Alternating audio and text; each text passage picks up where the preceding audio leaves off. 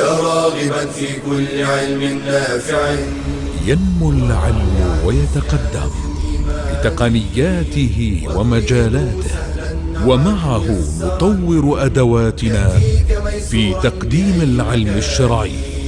أكاديمية زاد أكاديمية ينبوعها صاف. بسم الله الرحمن الرحيم.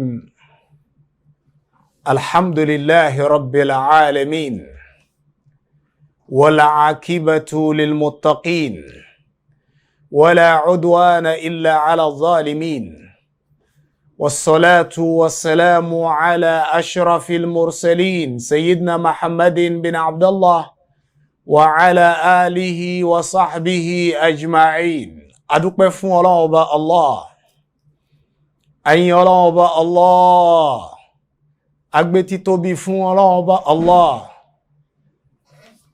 أشي أقلق صلاة فالنبي ومحمد صلى الله عليه وسلم. إكيالون كما بان نبي كما مالوريه كما بان وراليري والصحابة àti gbogbo àwa le umma ìpátá títí di ọjọ́ alkiyama. Akíra wa káàbọ̀ sí ojúléeṣẹ́ wa, ojúléeṣẹ́ yín Sunna TV Yoruba, èyí tá ti ń kọ́ra wa lọ́rọ̀ ẹ̀sìn, èyí tá ti ń lékún lẹ́sìn, tá ti ń gbọ́ ọ̀rọ̀ t'Ọlọ́hun àti sunna Ànábì wa Muhammad sallallahu alayhi wa sallam. Àwa kí àwọn onísábàbí rẹ̀ tí Ọlọ́hun bá Allah ló ń sábàbí rẹ̀ tá fi ń gbọ́ra wa lórí Sunna TV Yoruba. Àwọn náà ni àwọn ọmọ bàbá wa Zakariya Seifu Àríkọ́ṣe, k'Ọlọ́hun bá Allah kó bá foríjì wọn, k'Ọlọ́hun bá Allah kó bá wa kẹ́ wọn, kó bá ṣàlékún ìkẹ́ wọn. Bẹ̀rẹ̀ látorí Alhaj Abdulrazak Seifu Àríkọ́ṣe, akí gbìyànjú yín, ẹkú náwó ẹkú nára. Ọlọ́hun bá Allah fowó ṣẹ̀san, yóò fi àlékún àlàáfíà ṣẹ̀san ìṣọ́ rẹ̀ lórí yín, lílọ bíbọ̀ yín yóò máa já sí rọrùn bí idhnillahi ta'ala. Tó fi wá dórí Alhaji Musa Seifu Àríkọ́ṣe, akí gbìyànjú yín, akí wàhálà yín. Ọlọ́hun bá Allah ní dùn yín ládàá níṣẹ́ lásán bí idhnil hayyil qayyum. Àgbàgbé Alhaji Yaqub Seifu Àríkọ́ṣe, akí àmójútó yín. Ọlọ́hun bá Allah yóò olùṣọ́ yín, lílọ bíbọ̀ yín yóò máa já sí rọrùn. Ọlọ́hun bá Allah yí àwọn ọmọ fún yín àníṣe lásán bí idhnillahi ta'ala. Àwa padà wá kí al-mushriful khabir الدكتور البصير الدكتور عبد الرحيم شيتو ثاني، àwọn olóòtú wa tí wọ́n tó sì ń gba títò làákàyè tẹ́fí ń tó làákàyè náà ò ní bàjẹ́. Àlékún ìmà, àlékún àlàáfíà, àlékún lílọ bíbọ̀ yín, ìṣọ́ rẹ̀ lórí ìṣọ́ Ọlọ́hun bá Allah lórí lílọ bíbọ̀ yín. Ọlọ́hun bá Allah máa fi ṣọ́ ẹ̀ṣọ́ yín. Gbogbo eléyìí tá ń ṣe àwa ní fi san gbèsè bí idhnillahi ta'ala. Bẹ̀rẹ̀ látorí kárí gbogbo àwọn olùmọ̀ tí wọ́n ń gba àyè yìí kọjá. Ọlọ́hun bá Allah yóò olùṣọ́ wa o, yóò gbà ní ìbádà lọ́dọ̀ wa, àníṣe lásán o, àní fi san gbèsè o bí idhnil hayyil qayyum. Àwa kí àwọn technician wa, àwọn tí wọ́n ń tẹ tán ń gbé lọ sókè gbé wálẹ̀, tán ń gbé wa sórí amóhùnmáwòrán tẹ́ fi ń wò wá, tẹ́ ń gbọ́ wa. Ọlọ́hun bá Allah kó bá ṣàlékún dáadáa yín o, gbogbo yín pátá, àlékún oore, àlékún ìmánì lórí ara yín, lórí ẹbí yín. Ọlọ́hun bá Allah bá ṣe fún yín o. Àwa kí gbogbo ẹ̀yin tẹ́ ń wò wá, gbogbo bí tá bá wà ní gbogbo ayé, à ń kíra wa. Àwa bẹ̀ Ọlọ́hun bá Allah pẹ̀lú àánú rẹ̀, a bẹ̀ Ọlọ́hun bá Allah pẹ̀lú agbára rẹ̀, a bẹ̀ Ọlọ́hun bá Allah pẹ̀lú jẹ́ kan ṣoṣo rẹ̀, bó ṣe kó wa jọ tá ń wòra wa láyé ń bí, Ọlọ́run jẹ́ a máa wòra wa bẹ́ẹ̀ ní ọgbà àlùjánnà. Allahumma amin. Ìdánilẹ́kọ̀ọ́ wa tòní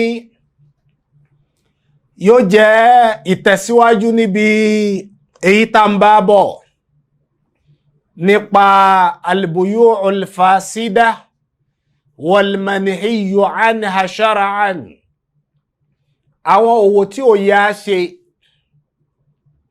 àwọn àkíyèsí tó yẹ á ṣe níbi àwọn òwò wa tá a fi ní kọlu Ọlọ́run Ọba Allah, tí ó fi jẹ́ òwò àṣejèrè, tí ó fi jẹ́ òwò tá a ṣe tá a fi lọ́mọ lọ́wọ́, tí ó wà dùn, tí ó pọ̀, tí ó pẹ́. Àwọn òwò wo ló yẹ á jìnnà sí tá a gbọ́dọ̀ ṣe? Àwọn òwò wo Ọlọ́run Ọba Allah kọ̀ fún wa ìpè irú àwọn òwò yìí ẹ gbọ́dọ̀ dé díẹ̀. A ṣàlàyé díẹ̀ fúnra wa, a wá tẹ̀síwájú lórí ẹ̀ lónìí. Ó yẹ ká mọ̀ pé naha ash-shari'ul hakim an ba'dil buyu' idha tarattaba 'alayha tadyi'un lima huwa ahammu minhu. Òfin Islam ó kọ̀ fún wa láti ṣòwò yìí tí ó bá kó bá ń tó ṣe pàtàkì jowó lọ. Gbogbo òwò tí ò ní jẹ́ ọ̀ràn ti t'Ọlọ́hun, òwò tí ó gba àsìkò jọ́sìn lọ́wọ́ rẹ, òwò tí ò ní jẹ́ ọsìn lọ́hun bó ṣe tọ́ bó ṣe yẹ, Ọlọ́run Ọba Allah ṣe léèwọ̀ fún ọ. Ó sọ pé owó lẹ ń wá, lọ fi wá lọ ń ta ọtí, owó lọ ń wá, ó wá ń ṣiṣẹ́ lé ọtí. Ìwọ mùsùlùmí ìwọ náà ń kópa níbi ṣíṣe ọtí. Bí ọtí ṣe ń gbalẹ̀ lọ́tún lósì, ìwọ náà ń bá wọn ṣe, ó wá lọ rí bòmí tó ti ṣiṣẹ́ àfibẹ̀ náà. Ìwọ wá ríṣẹ́ kan ṣe ju ilé ọtí lọ. Ilé ọtí, ilé ijó, ilé tẹ́tẹ́, ibẹ̀ níṣẹ́ tiẹ̀ kó máa bá wọn tọ́ àwọn ẹlẹ́dẹ̀, kó máa fún wọn lábẹ́rẹ́, kó máa fún wọn lóògùn. Oníṣẹ́ tiẹ̀. Lọ mọ̀ pé ash-shari'ul hakim yanha anil buyu' idha tarattaba 'alayha tadyi'un lima huwa aham. Tó bá ti kó bá nǹkan tó ṣe kókó tó ṣe pàtàkì, Islam ṣe léwọ̀. Ka an tushaghil an ada'i ibadatin wajibah. Òwò tó bá ti lọ́ọ́ ráyè t'Ọlọ́hun, òwò tó ń ṣe tó fi ráyè t'Ọlọ́hun fi ilẹ̀. Ìṣẹ́jú mélòó ló fẹ́ fi kírun f'Ọlọ́hun Ọba Allah? Òwò tó ṣe tó fi wá rí ìṣẹ́jú 5 láti fi kírun f'Ọlọ́hun, láti fi sin lọ́hun, kì í ṣòwò rẹ̀, èèwọ̀ ni. Básìkò jọ́sìn bá ti tó, à ń fiṣẹ́ wa, owó wa ń fi ilẹ̀ ni. Ẹ wo àwọn ìlú tán ti mọ òfin Ọlọ́run Ọba Allah. Ẹ wo àwọn ìlú tí wọ́n ń gbìyànjú láti tẹ̀lé ọ̀nà t'Ọlọ́ àti Sunna Ànábì wa Muhammad sallallahu alaihi wasallam. Ẹ lè lọ́jà lásìkò oorun, ẹ ò lè rọ́jà rà. Àsìkò oorun lìwọ́ lọ fẹ́ rajà, ta ni ó ta fún ọ? Ẹni tó fẹ́ ta fún ọ ti lọ kírun, ta ni ó wá tajà fún ọ? Báwa mùsùlùmí bá mà bẹ́ẹ̀, àwa náà sì la pọ̀jù nínú òwò. Káwa mùsùlùmí mà bẹ́ẹ̀, àsìkò oorun ká ti ṣọ́ọ̀bù wa, àsìkò oorun ká fàyè lẹ̀ f'Ọlọ́hun, ká lọ f'Ọlọ́hun Ọba Allah lẹ́tọ̀ọ́ rẹ̀. Ọlọ́run ti ń dúró tì wá látàárọ̀. Òwò tó ń ṣe, ta ni ó jọ rí ṣe? Òwò tó ń ṣe báwo ni ó ṣe lálùbáríkà Ọlọ́run Ọba Allah ni. Ọlọ́run tí wá ń dúró tì ọ́, tó yọ olùṣọ́ rẹ, tó fi lárísìkí tó ń ṣe yìí, jọ́ọ̀ ní lọ dúpẹ́ fún kọ́ lọ kírun f'Ọlọ́run Ọba Allah. Ka an tushaghila an ada'i ibadatin wajiba. Òwò tí ò bá ti jẹ́ ọ̀ráyè t'Ọlọ́hun, mọ̀ pé kò sálùbáríkà ń bẹ. Òwò tó ń ṣe tó fi ń pàṣùbà, lẹ́yìn àṣùbà tó ti kílé, àyílà, alásàrì, magrib, ìṣáì, gbogbo ẹ̀ ló wá ń jàn papọ̀, kò lálùbáríkà. Òwò kó máa jẹun papọ̀, kò lálùbáríkà. Àbí òwò tó ń ṣe tó wá jẹ́ sí bẹ́ẹ̀ náà lọ ti ń jọ́sìn f'Ọlọ́hun ṣọ́ọ̀bù rẹ, lọ ń kírun ní kọ́sítọ́mà wá, ẹni tó fẹ́ rajà, ibẹ̀ náà lọ ti ń bá lọ ń kírun, lọ tún sọ̀rọ̀. Mọ̀ pé ìjọ́sìn rẹ kò lálàáfíà. À ń fàyè t'Ọlọ́hun lẹ̀ fún ni. Torọ́ Ọlọ́hun Ọba Allah fàyè tiẹ̀ náà lẹ̀ fún ọ. nínú ìmoore ó ní pé kí wọ́n náà moore fọ́lọ́run àsìkò díẹ̀ lọ fi jọ́sìn fọ́lọ́run ọba subhanahu wa ta'ala. Gbogbo òwò téèyàn bá ti wá ń ṣe tó kó bá tọ́lọ́run ọba Allah èèwọ̀ ní nínú òfin Islam. Aw yatarattabu alayha idrarun bil akharin, àbí èwo tí wọ́n ń ṣe tí wọ́n ń dunnú tó ń pa ẹnìkejì lẹ́kún, ọ̀ ń pààyàn lẹ́kún jayé inú rẹ̀ ń dùn. Wọ́n wá ń pè ọ́ bàbá olówó, bàbá kẹ̀, ọ wá ń yọ̀, wọ́n gbogbo ìgbà oṣooṣù ló ń pààrọ̀ mọ́tò, àwọn èèyàn sì ń banújẹ́, ọ̀ ń pa àwọn èèyàn lẹ́kún, ìwọ wá ń rẹ́rìn, inú tiẹ̀ ń dùn, inú àwọn èèyàn ń bàjẹ́. Mọ̀ pé gbogbo owó tó ń ṣe bẹ́ẹ̀ èèwọ̀ ni nínú òfin Islam Ọlọ́run kọ́. Wa min hadhihi al-buyu' al-manhiyya anha ma ya'ti.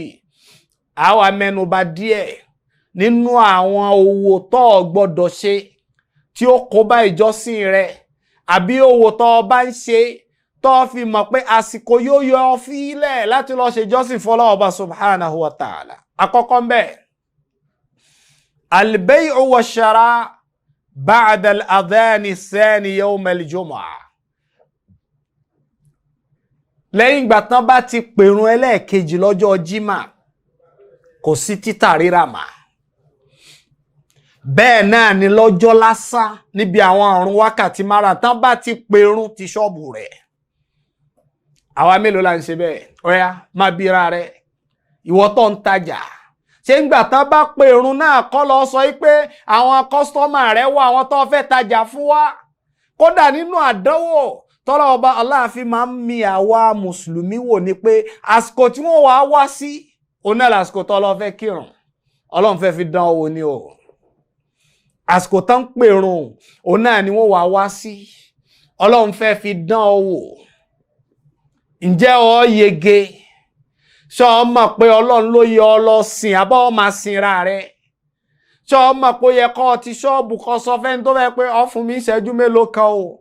Tọ́lọ́run ni àkọ́kọ́, kọ́ wá sí lọ́run, kọ́ dúpẹ́, kọ́ fọ́lọ́run, kọ́ kírun fọ́lọ́run, kọ́ kan ẹ wá balẹ̀. Kí òwò rẹ, ọjà rẹ tó fẹ́ tà kó lè lálùbáríkà. Bó bá sì lówó lè dúró kó lọ, bọ́ ọ bá jọ́sìn fọ́lọ́run pẹ̀lú àníyàn rẹ lásìkò, èyí tó lóore jù bẹ́ẹ̀ lọ wà yóò padà wá. Ṣé bọ́lá ọba Allah ní parí sìkì? Èyí tó wá sọ́dọ̀ rẹ̀ ta ló ní ó wá? Ọlọ́run ọba Allah ní. Bóun bá sì lóhun ò lè ní sùúrù, òun ó lọ ń torọ ọfẹ́ sí lọ́hun, Ọlọ́run tó ń sìn ò ní dójú tì ọ́. Ọlọ́run ọba Allah ó ní káwọn míì wá láwọn èyí tí ó tún jèrè ń bẹ púpọ̀, tí ó tún wá jẹ́, tí ó tún lálùbáríkà. Àkọ́kọ́ ń bẹ ó ní al-bay'u wash-shara' ba'da al-adhan ath-thani yawm al-jumu'ah. Tán bá ti pèrun ẹlẹ́ẹ̀kejì lọ́jọ́ jímà, kò sí à ń ta ara mà. Ìrun ẹlẹ́ẹ̀kejì lọ́jọ́ jímà, mo fẹ́ tà, mo fẹ́ rà, kò sí má. Ìrun ẹlẹ́ẹ̀kejì yìí ni wọ́n a máa pè ńgbà tí ìmáàmù bá ti dórí mímbàrí, tí ìmáàmù bá ti gun mímbàrí tó sálámà sáwà jama ìpé assalamu alaikum wa rahmatullahi wa barakatuh. Tí ìmáàmù jókòó, òǹlàdáni ó wá dìde, yóò bẹ̀rẹ̀ sí ń pèrun. Má bá ti bẹ̀rẹ̀ sí ń pèrun yẹn, ó tún gbọ́dọ̀ tajà má. Bó bá ń tà tó ń rà, ó ti dẹlẹ́ṣẹ̀ nínú òfin Islam. Bẹ́ẹ̀ náà làwọn ìrun ọ̀ranyàn tá a máa ń kí, tán bá ti pèrun, fi ọjà rẹ̀ lẹ̀, fi ọjà rẹ̀ lẹ̀ tán bá ti pèrun. Torí pé bọ́ ọ bá lọ ta, ó fẹ́ rà lẹ́ni tí ó jẹ́ ọ̀ranyàn fún ọ láti lọ kírun jímà, lẹ́ni tí ọ̀ranyàn irun tó ti di ọ̀ranyàn fún ọ láti kírun. Bọ́ bá ti ṣe bẹ́ẹ̀, ó ti dẹlẹ́ṣẹ̀ o. Kí lẹ rí lórí ẹ̀? Tá bá lọ wọnú Suratul Jumu'ah. Allah ní ya ayyuhalladhina amanu idha nudiya lis-salati min yawmil jumu'ati fas'aw ila dhikrillah wa dharul bay'a. Tá bá ti pèrun, ẹ̀yin tẹ́ nígbàgbọ́ sí Allah, tán bá ti pèrun lọ́jọ́ jímà, idha nudiya lis-salati min yawmil jumu'ah, bọ́n bá ti pèrun lọ́jọ́ jímà, idha nudiya lis-salah bàbá pèrún ọ̀ranyàn tí è sọjọ́ jímà náà fas'au ila dhikrillah ẹ lọ dá Ọlọ́run lóhùn. hayya ala as-salah wọ́n ló ìrun ti yá. hayya ala al-falah ó yá wájèrè. ibi tí èrè wà nù gbogbo ń tọ́ ọba tún fọwọ́ kàn lẹ́yìn ìgbà yẹn kò sí èrè ń bẹ̀. Ọlọ́run ní kó lọ dá lóhùn. fas'au ila dhikrillah wa dharul bay' fi títà ríra alẹ̀ yanjú tọ́lọ́run náà fọlọ́ọ̀bá Allah lẹ́tọ́ rẹ̀ náà bọ́bá fọlọ́ lẹ́tọ́ ẹ̀ wá rí i pé ọ̀rọ̀ rẹ̀ ó jẹ̀bi ire Ọlọ́run sì rán láàánú sí ọjà tó ọ̀tà yóò lálùbáríkà yóò wá pẹ́ yóò pọ̀ yóò wá kalẹ̀. faqad naha Allahu ta'ala anil bay' fi hadha al-waqt àsìkò tá bá ti pèrún fi títà ríra alẹ̀ àtiwọ́ tó ń tajà àtiwọ́ tó wá rajà bọ́ bá ti pèrún ní ọjọ́ jímà ìrun ẹlẹ́ẹ̀kejì àbí básìkò òrùn bá ti tó jẹ́ àpẹẹrẹ mùsùlùmí ire. ẹ wá wá àwùjọ wa mùsùlùmí tó wá rajà lásìkò tán pèrún tẹni tó fẹ́ tajà sọ pé mo fẹ́ lọ kírun náà ọ wá gbà sí bínú. ọ gbà sí bínú pé ìwọ ó lọ bòmí ìwọ fílẹ̀ jẹ́ ó lọ bòmí. jẹ́ ó lọ bòmí ìwọ lọ dá Ọlọ́run lóhùn. bọ́ ọba dọ́lọ́run lóhùn tó dé ẹlòmí ò wà àbíbí tó lọ kó má rí ti ń fẹ́ yóò padà wá Ọlọ́run ọba Allah tó ní ó wá sọ́dọ̀ rẹ yóò tún tì í wá ìwọ sáà gbé àlámẹ̀rí rẹ lọ́lọ́run lọ́wọ́. faqad naha Allahu ta'ala anil bay' fi hadha al-waqt Ọlọ́run kọ̀ fún wa pa àgbọ̀dọ̀ tá àgbọ̀dọ̀ rà lásìkò yìí. wan nahyu ìtọ́lọ́mbá wa ti kọ̀ fún wa yaqtadi tahrim ó túnmọ̀ pé èèwọ̀ ní irú nǹkan bẹ́ẹ̀ àgbọ̀dọ̀ ṣe. wa adami sihhatil bay' bá a bá sì la fẹ́ fagídí ṣe nínú òfin Islam títà ríra yẹn ò lálàáfíà. wọ́n pèrún lọ́wọ́ ní ọ̀tá náà ni lójú wòye Islam kò lálàáfíà. ẹlẹ́ẹ̀kejì láwọn owó tá a gbọ́dọ̀ ṣe tí Islam kọ̀ fún wa ó ní bay'ul ashya' liman yasta'inu biha ala ma'siyatillah aw yastakhdimuha fil muharramat. ká ta nǹkan tó jẹ́ halali nǹkan halali ni Ọlọ́run yọ̀ǹda fún wa ká ta halali ṣùgbọ́n ẹni tó fẹ́ ra lọ́dọ̀ wa àwa náà ti rí pé eléyìí o yasta'inu biha ala ma'siyatillah ó fẹ́ fi ṣe Ọlọ́run ni. ẹni tó fẹ́ ra lọ́dọ̀ wa yìí kò fẹ́ fi sin Ọlọ́run ó fẹ́ fi ṣe Ọlọ́run ọba subhanahu wa ta'ala ni. aw yastakhdimuha fil muharramat àbó fẹ́ lò gba ọ̀nà tọ́lọ́ ọba Allah ṣe léèwọ̀ fún wa pa àgbọ́dọ̀ lò bí àpèjúwe. àgbàdo nǹkan tó jẹ́ halali ni tá a lè jẹ. àgbàdo oúnjẹ wa ni kódà a lè yọ oríṣiríṣi oúnjẹ ń bẹ láwọn oúnjẹ tó yáàyì tá a máa jẹ. àgbàdo oúnjẹ halali ni. àwa wá ń tàgbàdo ẹnìkan wá sọ́dọ̀ wa pé òun fẹ́ rà á a sì mọ̀ pé àgbàdo tó ń fẹ́ rà yìí ó fẹ́ fi ṣọtí ni ọtí ló fẹ́ fi ṣe torí wọn a máa lo àgbàdo láti fi ṣọtí.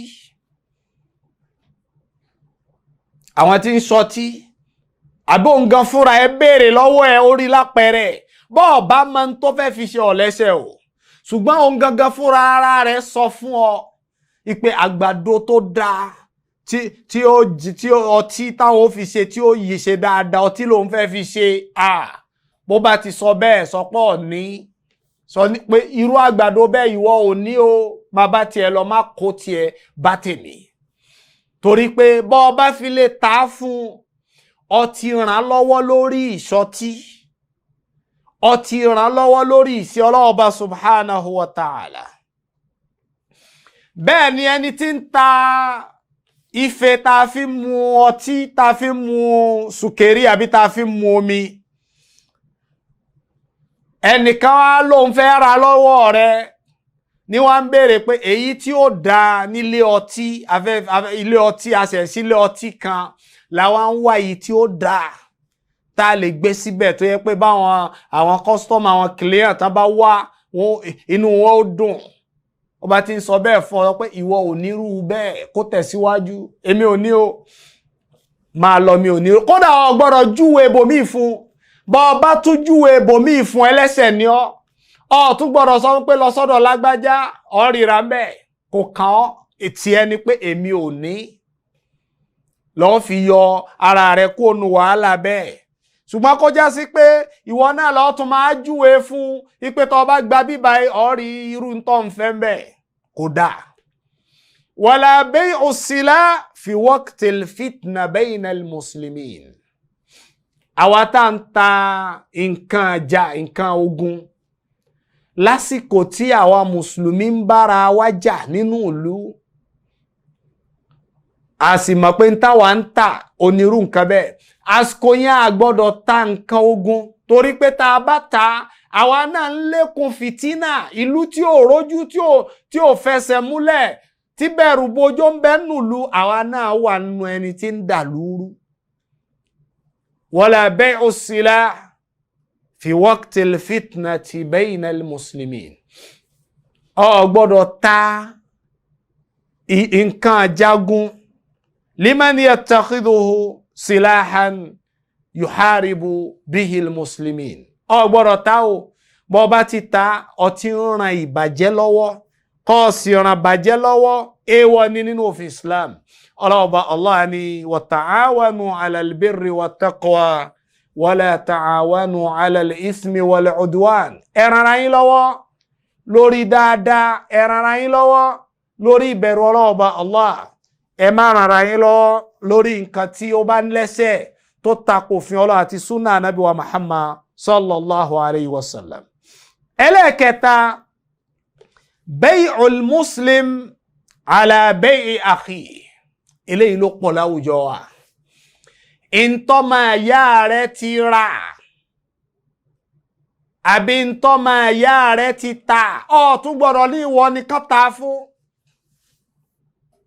Ẹ wá àwùjọ wa yóò ní ọjà tó wá èmi nìkan ni mo fẹ́ rà, yóò wá blọkì ẹ̀.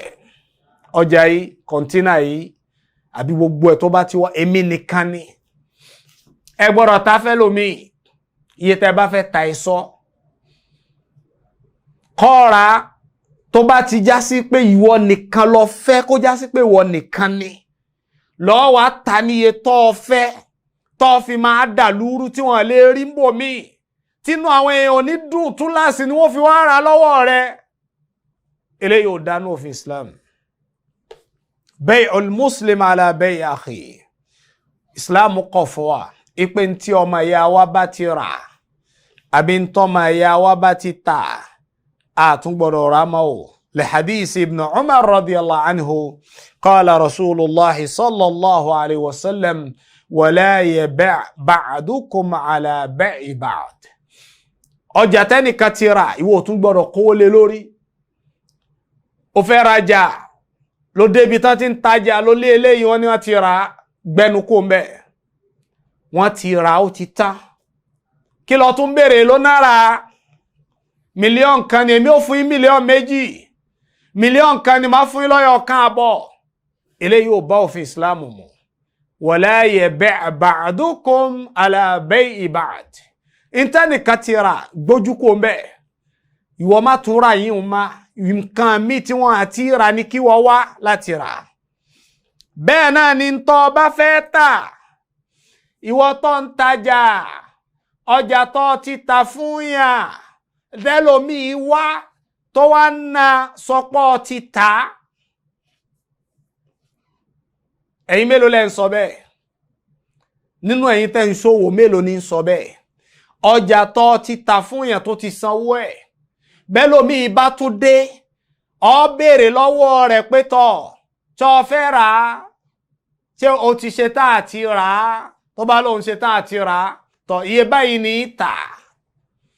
Ó wá fowó lé iye tó ti ta fẹ́ ní àkọ́kọ́ òun, ó fowó lé fún un. bó ń bá ra pẹ̀lú iye yẹn ẹni tó ta fún lákọ̀ọ́kọ́ tó bá dé lọ máa sọ fún pé tọ̀ ọjà mi lọ ra o ọjà tó ra wọ́n ti rà o. Kò tọ́ fún mùsùlùmí kó sọ bẹ́ẹ̀. Mùsùlùmí òdodo gbọ́dọ̀ ṣe bẹ́ẹ̀. Ẹni tí ń fẹ́ kó bá Ọlọ́run Ọba Allah pàdé lẹ́ni tí ó yọ́nú sí tí ò ní rí bínú Ọlọ́run kì í ṣe bẹ́ẹ̀. Bọ́ntọ́ ọba ti ta kájú kó ń bẹ́ẹ̀. Ìtọ́ ọba rí nú èrè kékeré ní ńlá ni bó ti wò ó kéré tó bó ti wò ó pọ̀ tó mọ̀ pé yẹn ti kú ònu tiẹ̀ ó ti kú ònu tọ́ ti tà kì í ṣe nǹkan rẹ̀ má. Wala yabi' ba'dukum ala bay'i ba'd.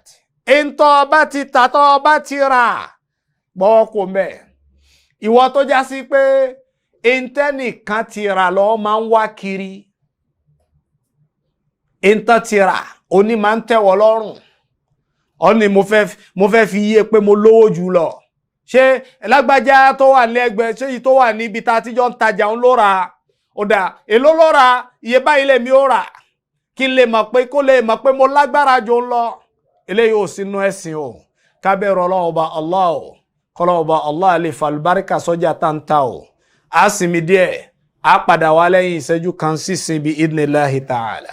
Ká kẹ́kọ̀ọ́ ní ọmọdé wípé kí alala sínú òkúta ni. Òótọ́ ọ̀rọ̀ mọ̀ ni. Àmì yìí ń fún túmọ̀ wípé àgbàlagbà gan kò lẹ́tọ̀ọ́ láti lè kẹ́kọ̀ọ́.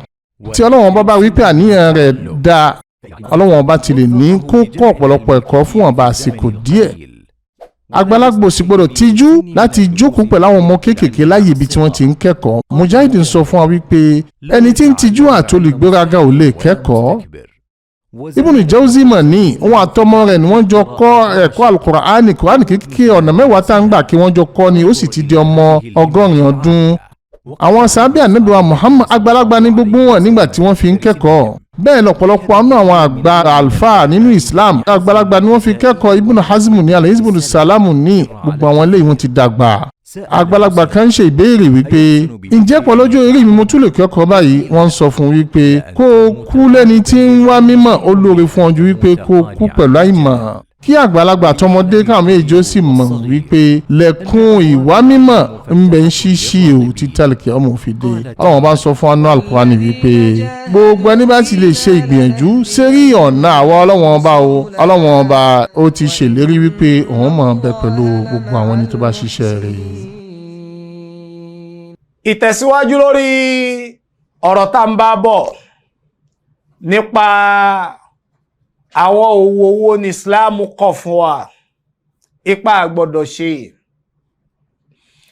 Àkọ́kọ́ ó ní pé gbogbo owó tí ó bá gba àsìkò oorun lọ́wọ́ wa tó ní kírun iṣẹ́ tó ń ṣe tán sọ wípé a lè fàyè lẹ̀ fún ọkọ kírun mọ̀ pé kì í ṣàyè rẹ̀ kì í ṣeṣẹ́ rẹ̀ ọ̀ tí ì ríṣẹ́ ọ wá ní iṣẹ́ tí mo rí àsìkò wọn lá àsìkò oorun àgbọ́dọ̀ kírun ọ máa pàápọ̀ lálẹ́ ọ tí ì ráyè o kì í ṣàyè rẹ̀ tètè máa wá bòmí.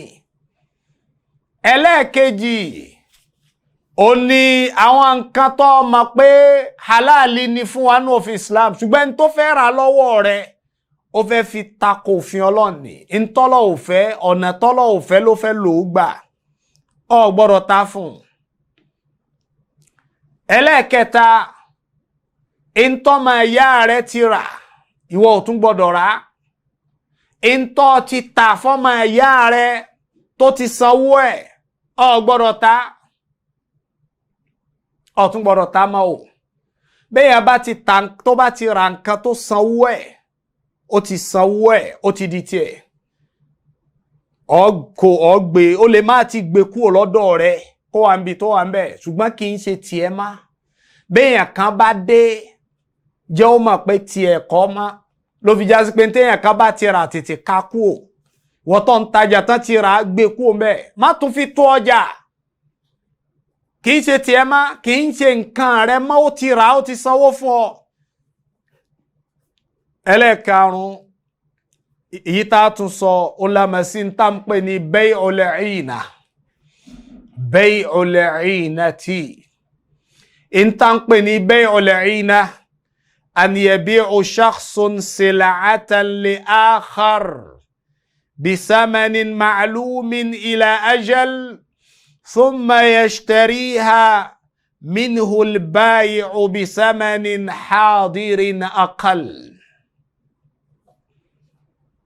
وفي النهاية الأجل يدفع المشتري الثمن الأول. eléyìí túmọ̀ sí pé ń tán pé ní bay'ul 'ina òní títà ríra èyí tó mú jàǹbá dání. bíbáwò kó ra nǹkan lọ́dọ̀ èèyàn yìí pé nǹkan yìí mo rà lọ́dọ̀ rẹ ní 20 àpò. an yabi'a shakhs sil'ata al-akhar kéèyàn ta nǹkan fún yàn bisamanin ma'lumin ní pé 20 àpò ni mo ta fún ọ, ṣùgbọ́n 20 àpò tí mo ta fún ọ yìí ila ajalin bó bá di parí oṣù ni ó wá sanwó. a lè tajà fún yàn tí ò ní sanwó lẹ́sẹ̀kẹsẹ̀ ṣùgbọ́n a mọ èló là ń ta èló là ń rà pé 20 àpò mo ta fún ọ bó bá di parí oṣù wá sanwó, ó ti di gbèsè sí lọ́rùn. nígbà tá a wá ta ọjà fún yàn 20 àpò bí àpèjúwe, a sì ní bó bá di parí oṣù kó wá sanwó. lẹ́yìn ìgbà tá a ti wá ta bẹ́ẹ̀ fún ثم يشتريها منه البائع بثمن حاضر أقل. kó a sọ pé ó dáa ìparí oṣù ni mo ta fún ọ ìpè kó wá sanwó. ẹni tó ta òun kó tún wá ra ń tó tà fún yẹn kó tún wá ra padà ìpè òun ò wá sanwó tó ní cash ṣùgbọ́n àpò 15 lòun ó fi ra. ṣe rí pé jàǹbá ni ó ta nǹkan fún yẹn 20 àpò ìpè tó bá di parí oṣù kó sanwó. ìntọ́ ta fún ọ tún wá ra lọ́dọ̀ rẹ̀ cash lẹ́sẹ̀kẹsẹ̀ lápò 15. ó tún wáyé pé nǹkan yẹn ó tún ti gbà lọ́wọ́ ẹ̀ padà, ó ti di tiẹ̀, ó ti wá di gbèsè sẹ́ni tọ̀hún lọ́rùn. bó bá di parí oṣù àfi kó fún ọ 20 àpò. àpò 5 tó lékún ìbàjẹ́ nù rìbá, ó ti jẹ rìbá, ó jẹjẹkújẹ, ó ṣàbòsí fún un. torí pé àpò 5 tó lékún yẹn ìwọ fún ní àpò 15 lẹ́sẹ̀kẹsẹ̀, òun ó sì san àpò 20 àpò bó bá tásìkò tó yẹ ó sanwó. èyí tó léhùn èèwọ̀ ni wa ahallallahu al-bay'a wa harrama ar-riba, ó ti jẹ rìbá, èèwọ̀ sí ní rìbá. ká tún fúnra wa lápèjúwe mi ka an yabi'a ardan bi 50 million masalan. ká ní èèyàn ra ilẹ̀ kan ní 50 million ìpè ilẹ̀ báyìí pé mo ta ilẹ̀ yìí fún ọ ní 50 million yadfa'uha ba'da sana, ṣùgbọ́n 50 million tí mo ta fún ọ yìí ó sanwó yẹn lẹ́yìn ọdún kan. lẹ́yìn ọdún kan ló sanwó yẹn.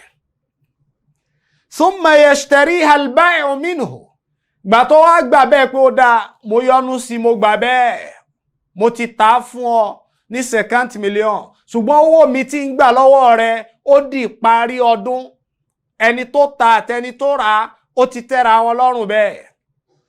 ibi tó ti wá bàjẹ́ ni pé thumma yashtariha al-bai', ẹni tó talẹ̀ fún yẹn yìí wá tún sọ pé ó dáa ilẹ̀ tí mo ta fún ọ yìí mo tún fẹ́ wá rà á, ìrà lọ́wọ́ rẹ bí 40 million naqdan, mo ṣe tán sí ó yá 40 million ni mo fẹ́ fi rà lọ́wọ́ rẹ ní cash nísìnyí. ó yá ilẹ̀ tí mo ta fún ọ ní 50 million, ó yá wá gba 40 million lẹ́sẹ̀kẹsẹ̀, èmi náà rà padà lọ́wọ́ rẹ. eléyìí là ń pè ní bay'ul 'ina, jàǹbá nù. ó túmọ̀ sí pé 10 million tó lékún yẹn, mílíọ̀nù 10 tó lékún yẹn owó kíni? mílíọ̀nù 10 tí ó padà san fún ọ, tí ó padà fi kún yìí tọ́ fún un, tí ó san lẹ́yìn ọdún kan owó kíni? ìyẹn ló ti wọnú rìbá. ó ti wọnú rìbá ní Islam fi kọ̀ bẹ́ẹ̀ fún wa. wa hurrima hadha al-bay', torí pé la'annahu hilatun yutawassalu biha ila riba, ọgbọ́n àti jẹ owó olówó lọ́nà rìbá ọ̀nà, ọgbọ́n àti jẹ owó olówó lọ́nà tí ó tọ́ ó nìyẹn, ọgbọ́n àti jẹ́ kí owó tiẹ̀ máa pọ̀ sí nígbà tó rà ní 40 million lẹ́sẹ̀kẹsẹ̀ ó tún ti di tiẹ̀ padà.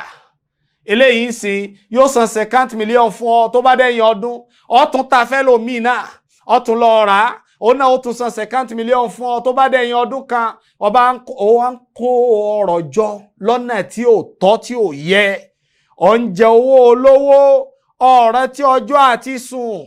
Ànábì wa Muhammad sallallahu alayhi wa sallam níbi hadith ibn Umar radiyallahu anhuma قال رسول الله صلى الله عليه وسلم إذا تبايعتم بالعينة وأخذتم أذناب البقر وتركتم الجهاد سلط الله عليكم ذلا لا يرفعه حتى ترجعوا إلى دينكم صلى الله عليه وسلم. Ànábì wa Muhammad sallallahu alayhi wa sallam bí hadith ibn Umar kọ́lọ̀n kó bá yọ́nú sóhun àti bàbá ẹ̀, ó ní bẹ́ẹ̀ bá ṣerú òwò tá wí tá mọ̀ sí bay'ul 'ina, owó kó ta nǹkan fún yẹn ní gbèsè níye kan, kó tún wá ra padà lọ́dọ̀ rẹ̀ lẹ́sẹ̀kẹsẹ̀ lówó tó kéré sí iye tó tà fún ní ti jàmbá.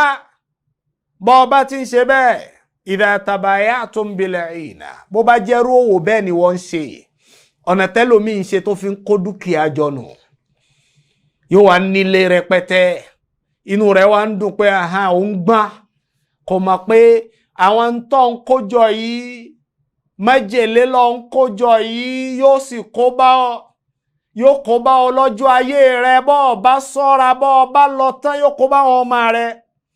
إذا تبايعتم بالعينة, bẹ́ẹ̀ bá ń ṣerú òwò yìí, وأخذتم أذناب البقر, tó já sí pé àwọn ọ̀nà Ọlọ́run Ànábì pa òwe ń bíbá yìí pé ẹ̀ńtẹ́yìn ń wá òun làwọn ọ̀nà tẹ́ fi kú ọrọ̀ jọ, kẹ́ ẹ lè kọ́rọ̀ jọ lẹ́ fi ń ṣe bẹ́ẹ̀. وتركتم الجهاد, ẹ wá fi òfin Ọlọ́run, ìjagun sójú ọ̀nà tọlọ́run, títẹ̀ láṣẹ tọlọ́run, títẹ̀lé ìlànà tọlọ́run àti súnà Nábì ẹ fi ilẹ̀. Bó bá ti rí bẹ́ẹ̀, sallatallahu alaykum dhallan, ọlọ́ọ̀bá Allah yóò wá dẹ ọmọ ogun rẹ̀ kan tá a mọ̀ sí ìyẹpẹrẹ, yóò dẹ ọmọ ogun yìí, yóò dẹ sí ìyẹpẹrẹ, ó máa bá yín, òfò ó máa bá yín nínú ẹnu iṣẹ́ yín, ẹ ní lákòjọ, yóò máa jásí pé nu gbèsè bọ́ sínú gbèsè ni, ó máa yáwó kiri, wọ́n máa lé ọmú kiri. Sallatallahu alaykum dhallan, ọlọ́run ọba Allah rọ ọmọ ogun ẹ̀ fún ọ, bọ́ ọba lọ́ọ̀ ní ṣe tọ́lọ́run, ọlọ́run ọba Allah yóò padà rán ọmọ ogun ẹ̀ sí ọ tó jẹ́ ìyẹpẹrẹ. La yarfa'u, ọlọ́run ní gbé yẹpẹrẹ yìí kú fún ọ, hatta tarji'u ila dinikum, tẹ́ fi bẹ̀rẹ̀ sí ń lo òfin ọlọ́run bó ṣe tọ́ bó ṣe yẹ. Nígbà tó bá lọ́ọ̀ fẹ́ ṣẹ̀sìn má, ẹ̀sìn ló kù tó máa ṣe, ọlọ́run ọba Allah wá rán ọmọ ogun kan sí ọ tí ò ní gbé ẹ̀sìn yìí kú lára rẹ títí tó fi padà sí ìtọ́lọ́run ọba Allah fẹ́ àti ìlànà Ànábì wa Muhammad sallallahu alayhi wa sallam. Èyí tá a tún fi kún òní bay'ul mabi'i qabla qabdihi, eléyìí pọ̀ láwùjọ wa. Kó tajà tí ò tí dọ́wọ́ rẹ̀, ọjà tí ò tí tẹ̀ ọ́ lọ́wọ́ sì ti tà á, eléyìí pọ̀. Ọjà rẹ̀ tó ń bẹ, ọjà ń bọ̀ lórí omi, ọlọ́jà ń bọ̀ lórí omi, nǹkan báyìí ló ń kó bọ̀, àgbàdo àbí ìrẹsì àbí nǹkan báyìí ló ń kó bọ̀ wà lórí omi, títàn 5 ní bẹ́ẹ̀ wá ní, ló wá sọ bẹ́ẹ̀ fún ọ, iye báyìí sì ló ń fẹ́ tà á. Níwọ́n náà kówó kalẹ̀, àtẹni tó ta àtẹni tó ra ẹlẹ́ṣẹ̀ lẹ́yìn méjì, torí a gbọ́dọ̀ rí ń tọ́ fẹ́ rà níwọ́ tó fẹ́ rajà, ìwọ tó fẹ́ tajà gbọ́dọ̀ rí ń tọ́ fẹ́ tà. In tó ń bẹ lórí omi kí ló fi yé wa pé yóò dé? Tó tó bá sanwó tán tó tẹ̀rí ńkọ́ owó ńkọ́ ibo ló lọ bó bá dé tó já sí pé ọ̀tọ̀ ní ń tọ́ sọ ọ̀tọ̀ ní tí ń bẹ̀ ńkọ́ ọtí jàmbá ẹ̀ bay'ul mabi'i qabla qabdihi ká ta nǹkan tá àti rí nǹkan wa tá àti ò ti tẹ̀ wá lọ́wọ́ ká wá láta eléyìí èèwọ̀ ní nínú òfin Islam a gbọ́dọ̀ ta ọjà kan títí tí ó fi jẹ́ tiwa ọjà tá ní ó jẹ́ tiwa ni pé tí ó tẹ̀ wá lọ́wọ́ ìntọ́ bára tí ò tí tẹ̀ ọ́ lọ́wọ́ èsè tiẹ̀ ọjà rẹ ọbẹ̀ ọjà ò tí wà dé sọ́dọ̀ rẹ kò tí tẹ̀ ọ́ lọ́wọ́ kì í ṣe tiẹ̀ o kí ló fi yé ọ pé yóò tẹ̀ lọ́wọ́ tí ò bá dé ńkọ́ àbódé ìjọba gbọ́wọ́lé lórí wọn yọjà fún ọ àbódé ọjà tó ní iye báyìí ló wà ńbẹ̀ ó ti dínkù ńbẹ̀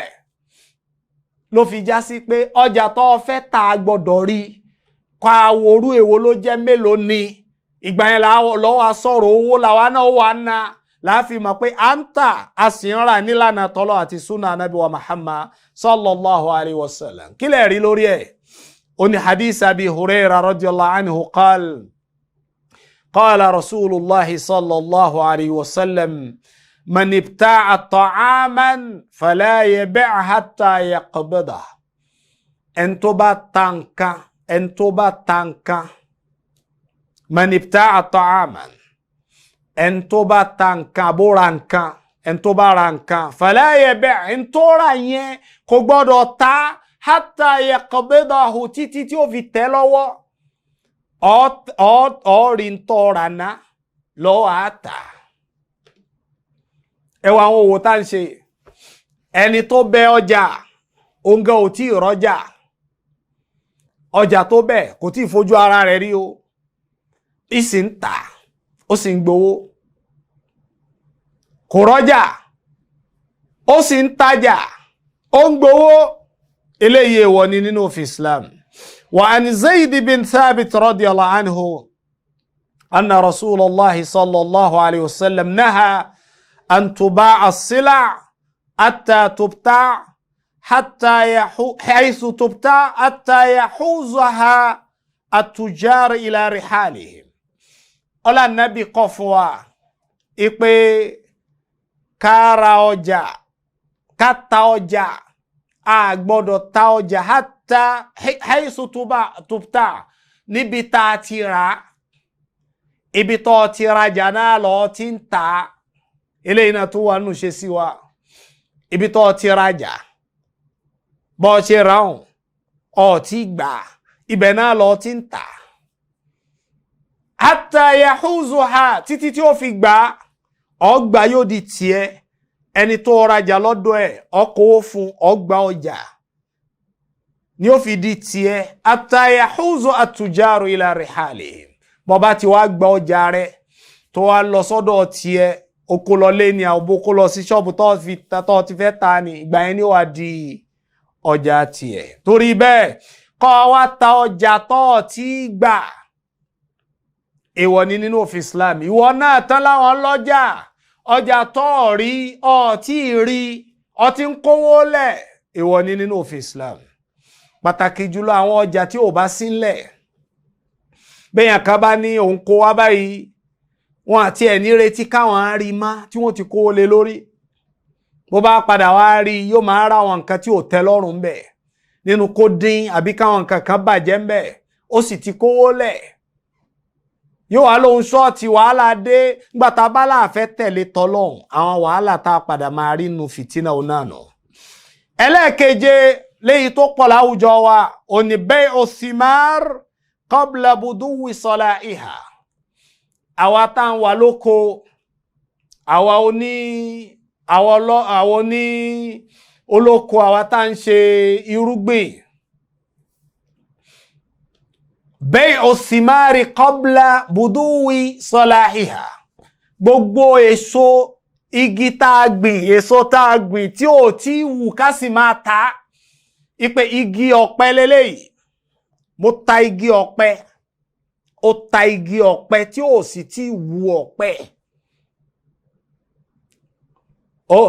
igi yìí kò tí wu ọ̀pẹ wá lọ ta ọ̀pẹ orí ẹ̀ bẹ́ẹ̀ osimar ká ta èso igi qabla buduwi salahiyya tẹ́so yóò tí ì so àbí èso mángòrò ni àbí èso ọsàn àbí tó jẹ́nu àwọn èso láwọn àgbẹ̀ eléyìí pọ̀ púpọ̀ lọ́dọ̀ àwọn àgbẹ̀ púpọ̀ ọmọ tan tí ò tí ì so kí ló fi yí ọ pé yóò so kódà bó bẹ̀rẹ̀ sí ń so tí ò tí ì pọ́n ọ gbọ́dọ̀ ta kí ló fi yí ọ pé yóò pọ́n ṣé gbogbo èso tó ń so ní ń pọ́n ṣé gbogbo èso tó ń so ló ń ṣe é jẹ ló fi já sí pé ẹ̀ńtà fẹ́ rà nínú èso ó gbọ́dọ̀ ti pọ́n láàfíra ni òfin ní sí wàhálà ṣùgbọ́n kọ́ wá já sí pé a máa ní lórí ẹ̀ náà láti ń ra ẹwà àwọn àgbẹ̀ àwọn tí ń loko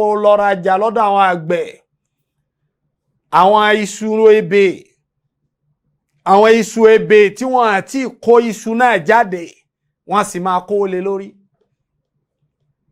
ipe ebè 5 àbí 10 àbí ebè gbogbo bíbá ìmúra iye báyìí ni mo ra sì máa ti ń bẹ́nu ẹ̀ tó bá bẹ̀rẹ̀ sí wá yọ ebè yẹn yóò máa rí àwọn iṣu kéékèèké yóò máa jẹ iṣu kéékèèké iṣu náà ò ní ta púpọ̀ yóò máa kábàámà ló fi já sí pé o gbọ́dọ̀ ra ebè torí ebè kọ́ ni iṣu tó o fẹ́ rà ẹni tó lebè ọ ní kó wá iṣu rẹ̀ jáde ọ wá rí iṣu bọ́ bá wá rí iṣu tó bá tẹ́ ọ lọ́rùn iye tó bá fẹ́ àtẹ́jọ́ wá jìnnà júra yóò ta ìwọ náà ó rà bó bá tẹ́ ọ lọ́rùn ṣùgbọ́n kọ́ wá sọ pé ebè lọ́ọ́ máa rà ọ rí pé ìrakúra òun lọ́ọ́ padà rà torí bẹ́ẹ̀ a gbọ́dọ̀ jìnnà sí irú òwò orú eléyìí náà kó já sí pé in tí ó àti ìrí là ń kówó lé lórí Islam kọ̀ fún wa kì í sì ṣe nǹkan tó dáa èyí tá a fi kásẹ̀ rẹ̀ ńlẹ̀ ó lámọ̀ sí bẹ́ẹ̀ ò najj owó kátà nǹkan fún yàn lẹ́ni tó já sí pé a fẹ́ fi ṣe jàǹbá èèyàn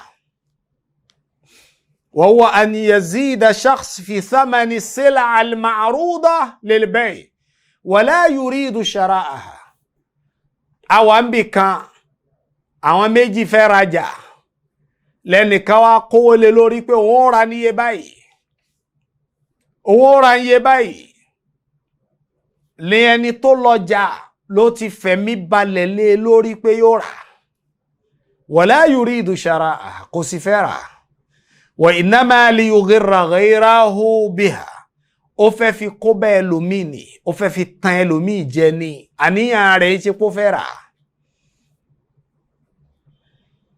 ó fẹ́ fi tan ẹlòmíì jẹ ni àbí bẹ́ẹ̀ kọ́ kówó lọ́jà ó fẹ́ rajà ẹwàjọ náà ẹni tó ń tajà tiwọ ẹjọ́ di owó wá bí ẹni tó fẹ́ rajà ló wá lé lólẹ́ ń ta kíní yìí ló wá ní owó ra iye báyìí wọ́n wà àyín ra iye báyìí mo kówó lé lórí báyìí mo fẹ́ ra iye báyìí ẹni tó sì fẹ́ ra gangan bẹ̀lẹ́gbẹ̀ẹ́ kó n lè gbọ́ pé wọ́n wà nǹkan yẹn ò sí ńlẹ̀ èmi ó ra iye báyìí ní ra yóò wá kó tàn jẹ bẹ́ni tí ń bẹ̀lẹ́gbẹ̀ẹ́ pé àṣẹ kò sí ńlẹ̀ lóòótọ́ èmi náà fẹ́ ra yóò fi wá kó sínú páńpẹ́ yóò wá rà ní owó tó pọ̀ láti fi jẹ owó ẹ̀ lọ́nà tí ò yẹ eléyìí náà pọ̀ láwùjọ wa ẹwà àwọn ọlọ́kọ̀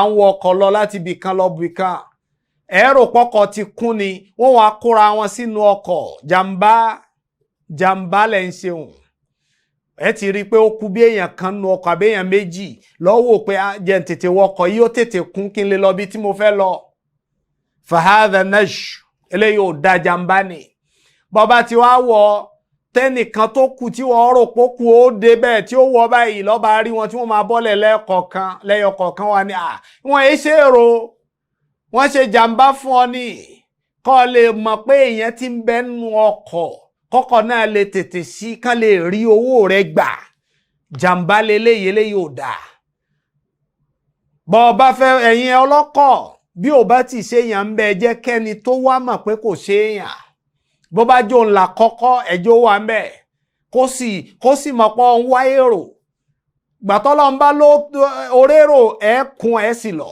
ṣùgbọ́n kẹ máa dọ́gbọ́n sí kẹ máa ṣe jàmbá eléyìí ò bá òfin Islam eléyìí là ń pè ní anaj tí ẹ sì ṣe nǹkan tó dáa tó yà Ànábì wa Muhammad sallallahu alayhi wa sallam tó kọ̀ fún wa bí hadith ibn Umar radiyallahu anhuma anna rasulallah sallallahu alayhi wa sallam naha anin naj Ànábì kọ̀ fún wa ìpè gbogbo irú jàmbá níbi ọjà báyìí Ànábì kọ̀ fún wa àbí gbogbo ọ̀nà tá ń gbà fi ń ṣe jàmbá níbi ọjà tí wàá máa ṣe gíṣù èyí tí ò dánú ọjà lọ kó sí lésàlẹ̀ ọwọ́ kó yìí tó yáàyè sókè bọ́bá tí ń ṣe bẹ́ẹ̀ jàmbá lọ ń ṣe ọ̀ sínú ìjọ Ànábì wa Muhammad sallallahu alayhi wa sallam owó tó sì ní bọ́ọ̀bá ń kójọ kò ní lálùbáríkà o bọ́ọ̀bá rí pọ̀ kò ní pẹ́ pẹ̀lú rẹ o èyí tí a fi jèrè ara wa láyé ń bí tá a fi fowó yìí fi tó àwọn ọmọ láyé táwọn ọmọ yóò fi yè tá a fi lẹ́nu ọ̀rọ̀ wájú Ọlọ́run ọba aláǹgbà tá bá ń bi wá léèrè pé owó wa bó la ti rí